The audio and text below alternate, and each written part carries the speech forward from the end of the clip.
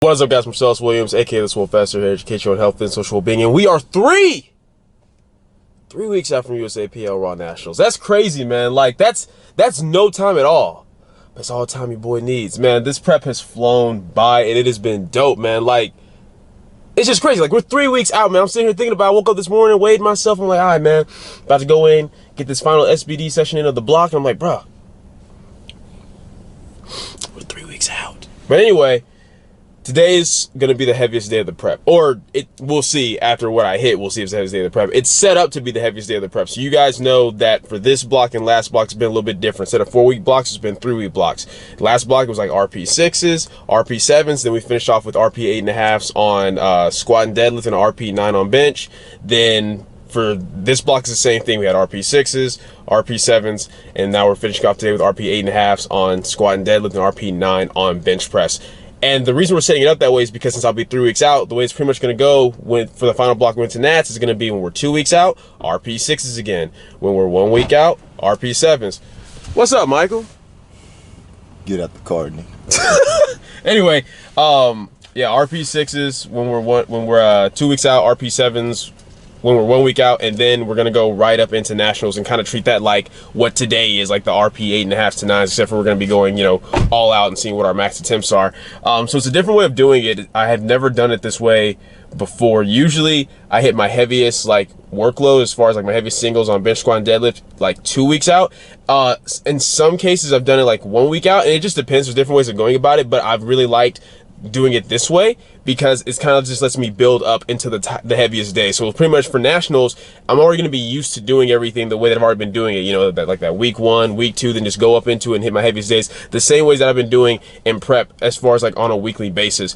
And the only thing that's going to be kind of different is when we're 2 weeks out. So the start of next block after this week, it's just going to be higher volume than what week 1 was of this block, and then week 2, which is going to be when we taper things back. And that's the biggest thing. Like I've told you guys this before in past videos and past meet preps, but whether you're someone where, you know, you hit your heaviest workload 3 weeks out, 2 weeks out, whatever it may be, what I find is the biggest issue is people either they pull back too early. I'm talking like 3 weeks out, and they're not touching anything heavy anymore. Because mind you, even after I hit my 8.5s and 9s today, I'm still like, you know, those RP 6s and 7s that I hit leading up into the meet are still going to be heavy enough to keep my fitness where I want.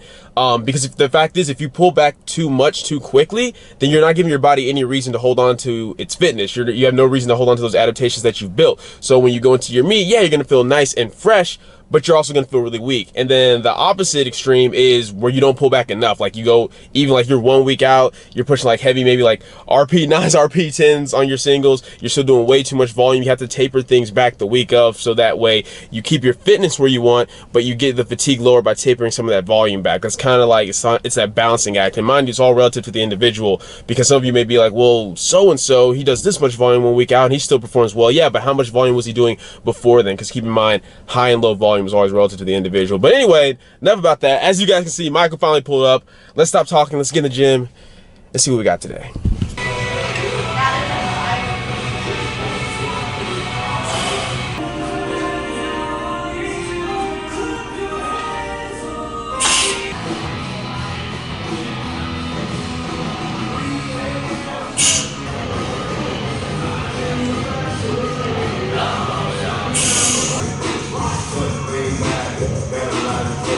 Yep. Woo!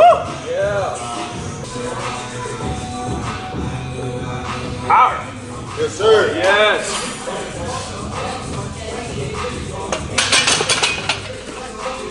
Alright guys, so my build-up sets are feeling really, really good. 474 was my last build-up set. I'm gonna push for 490, just a little bit over what I hit for 485. And if that's not quite an 8.5, and if it's more than 8, I'll be good with that, because that'll let me know that I'm set up big for my 500-pound squat in 3 weeks. And it's really just making sure that I'm tensioning as much as possible, having good control of my eccentric, and just driving up. Position and tension is everything. Like if I try to force the speed, I'll lose position, but if I keep good position and tension, the speed will come naturally out of the hole and I'll be able to drive through. Like that 474 moved just as well, if not better, than the 452 before. So that's pretty much my main goal with it. So we're gonna see how it goes. And yeah, I don't really want to do too much talking to kind of stay in the zone. Let's go! Sure, let's get it. Yes. Oh yes, come on. There it is. Look at it. Oh Yeah. Yep. Steady. Come on.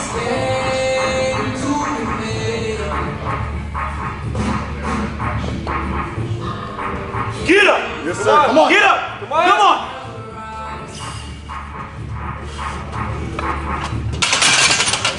Okay. Boom. Okay.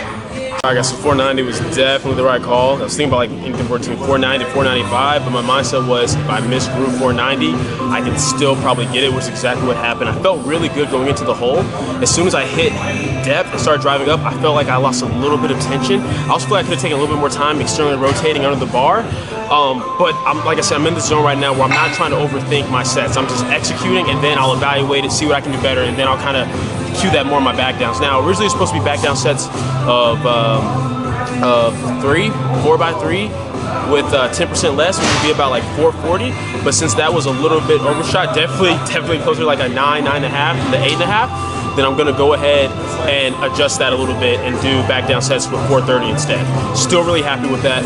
It's a PR, it's the most I've ever had on my back, and I know if I can hit that under the amount of fatigue I'm under now, 500 is gonna go down on meet day at Nationals for sure.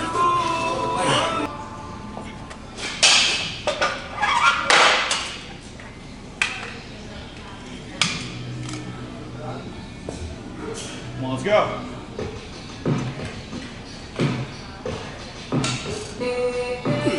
Come on. Here we go. Here you go. Come on. Yep. Alright guys, so I'm sitting here taking my homie's bench to record, so I want to destroy his progress, just so y'all know what I'm talking about. This guy, I hate this guy. Anyway, enough about him and all of his nonsense. No, but anyway guys, so back downs felt awful in the sense of fatigue's high, my position doesn't feel great, but we're getting through the work. This is like the heaviest that my back down work will be from this point going forward into the meet, so I'm really happy with it. It's a back down volume PR, and I know that as the fatigue comes off, position will feel better, everything will feel better. But next, we got deadlifts, we got bench, and then we out of here.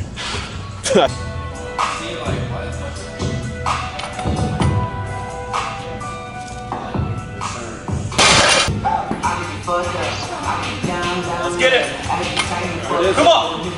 Yes, sir. Oh, yeah.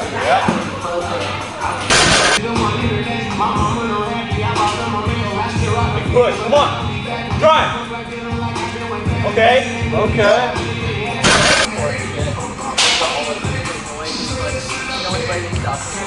Come on. Come on. Let's go. Come on. Yeah. There we go. Let's go. Come on. Drive. Get up. So you guys can see, I ended up bailing on that 578 just because with the amount of position I lost just at the bottom, and even though I know it's important to be patient with it, I knew it would have been way overshot, and I already overshot my top set of squats. Wasn't trying to overshoot that, and that's why I'm glad I went to 556 for that last build-up, because it still was more load than what I did last week for my top set, so it's still good progression. Plus, at this point, last block I hit 574, which is like a 22-pound PR over my best, like in training or in conscious, 22 pound all-time PR, and there's no point in pushing more and overshooting now and putting myself in a bigger recovery debt. So just gonna blast these back downs and hopefully have something good for bench. Those legs. Push. Push. Yes. Right. There you go. Oh my gosh. So I'm feeling all of the fatigue right now. From here on out, for my back down sets on this day, as well as my just secondary light pull day, even though it's very light, I'm definitely gonna make sure that I strap, just because I want to save my grip and keep it fresh. Like before, I was hook gripping every single thing just because I only had 12 weeks to get used to it and get it down. But now I have my hook grip down pretty well. I don't want to over fatigue it, so I'm gonna start doing that. And like I said, I'm still good with today. Obviously, didn't hit the heaviest deadlift that I want today, but it's about, I gotta be smart, I gotta adapt, you know what I mean? Like just because I have something laid out program-wise doesn't mean that that's always gonna be how it goes. I gotta listen to my body, I gotta adapt, stuff like that. So I'm about to refuel with this PB&J, and then we're gonna see what we can manage for our top set of bench at RP9. I'm still feeling good about that.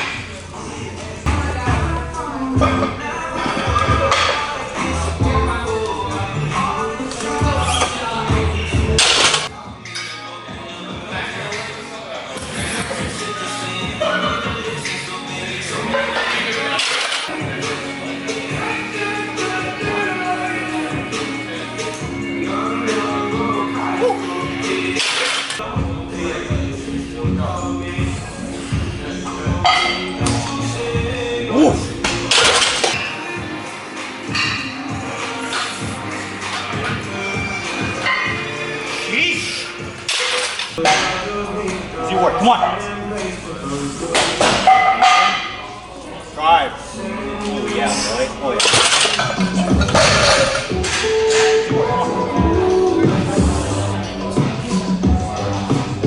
Back.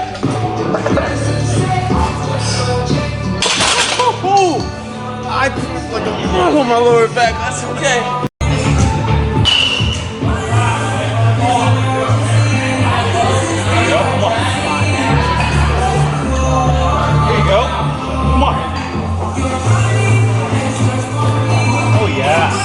Okay. Woo. Repping 314 now? Apparently.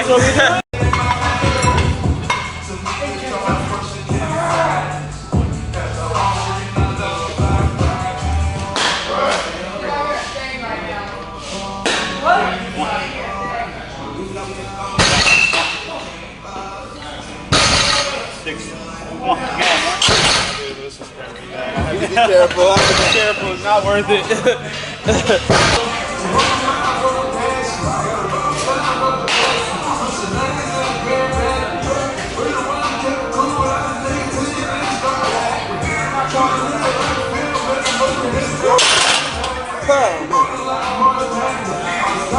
Alright guys, so I'm back at the crib. I'm not gonna lie to y'all. When I got home, I just stayed in the car for like 20 minutes not moving because I did not feel like moving. Came in, got some food in me. Now my energy's a little bit, more up, so I can finally do the outro to this video.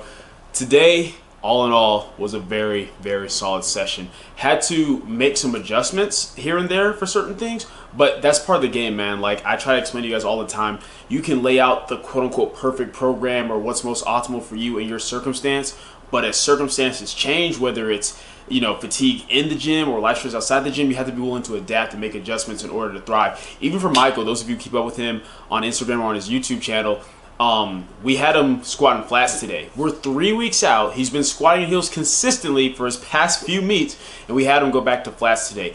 One, he's already squatted flats before, so it's not a huge learning curve. Just kind of learned to ground back into it. But the reason we did it is because we noticed he just kept tipping forward too much in his squat.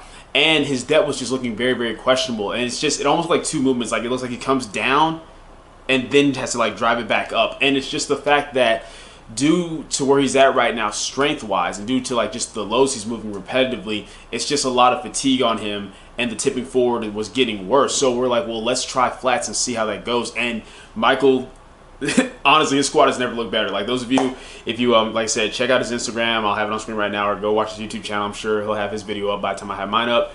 And it looked really, really good. His depth looked undeniable. His position looks so much better and just looks more natural on him, which makes sense, right? Because Michael and I are built pretty similarly. Like his leverages are a little bit better, his insertions are a little bit better in terms of like, leverages for powerlifting, but we're built pretty similarly. Mind you, that's not a default. Just because you're built similar to someone doesn't mean that you'll necessarily do better in the same type of shoe as they do. But the point is, we weren't overly surprised that he did well in it. And it's one of those things where, as a general rule of thumb, yes, you want to be consistent and follow what's laid out for you program wise, or be consistent in the equipment you're using, everything like that going into a meet. But you can't be dogmatic with that thinking. Being practical and being smart with your training means evaluating each situation, and if you need to adjust, do so. Because like today was like, she just had an RP 6.5, so if it didn't go well, we could always go right back to the hill for the rest of his like heavier days going up into the meet. So that worked out well. And in the same way, I had to make adjustments today. So recapping everything, top set of squats, honestly not mad with it at all. It's a PR. I've never had 490 pounds on my back. And even though it's only 5 more pounds than like my all-time best, it's like I said, 16 pounds over my best in comp. And 485 moved really well from RP like 8.5 last block.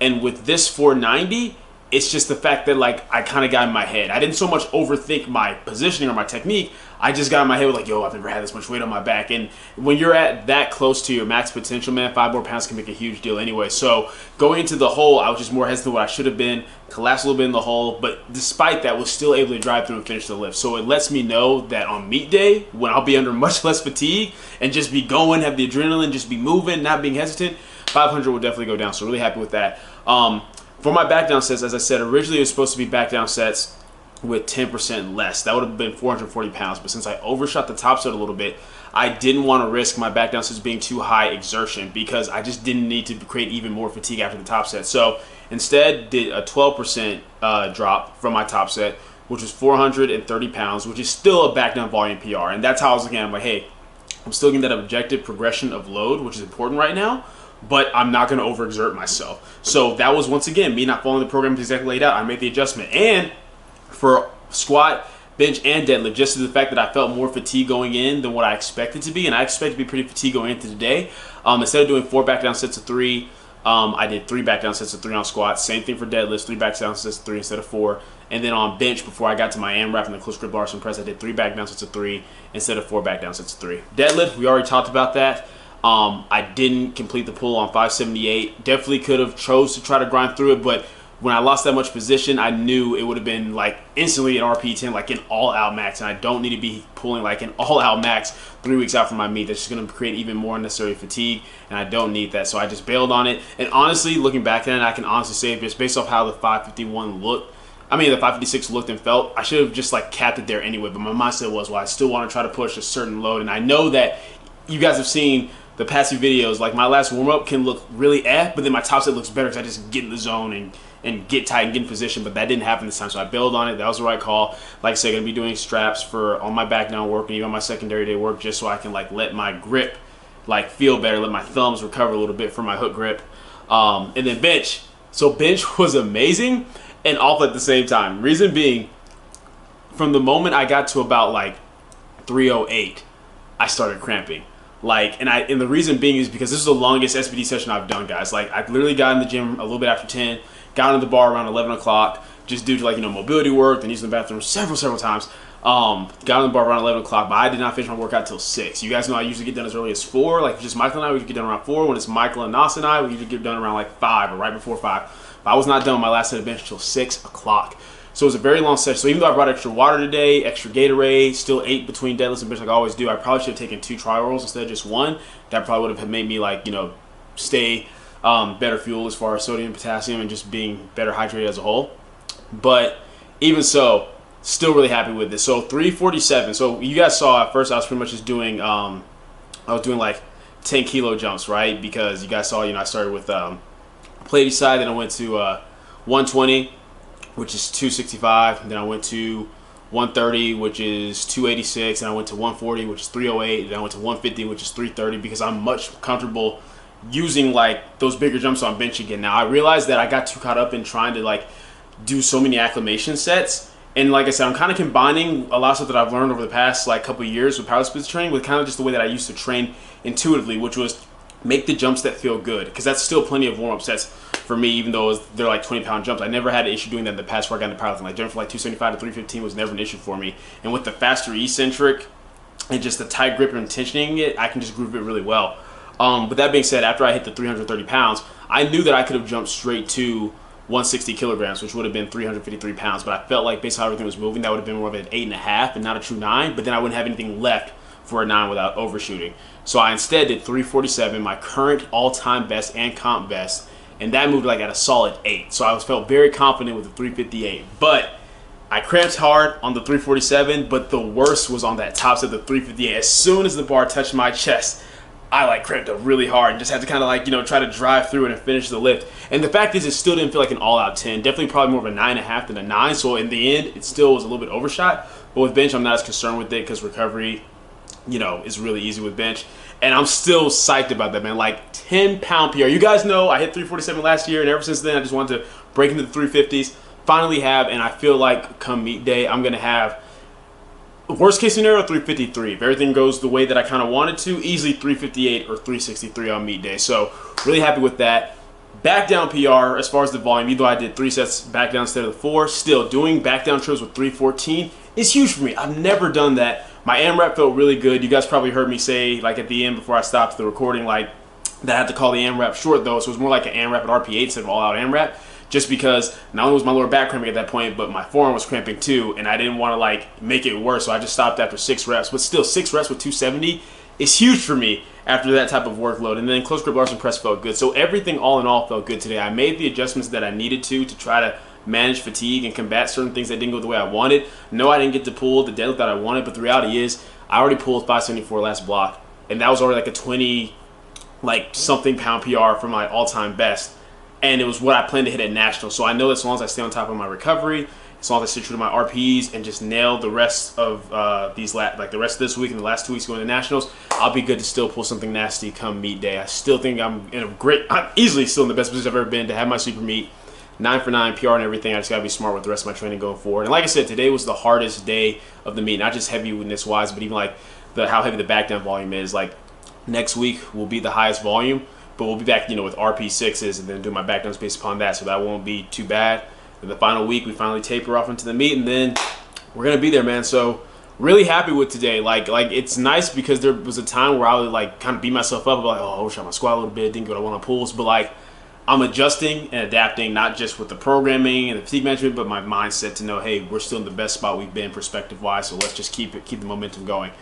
But yeah, that's it for the review. That's it for this video. Hope you guys enjoyed it. If you did, go and leave a comment down below. Let me know what you did. If you're not, leave a comment down below. Let me know what can be better. Like the video, share, subscribe. Keep it simple, specific, scientific. I'll catch you guys later.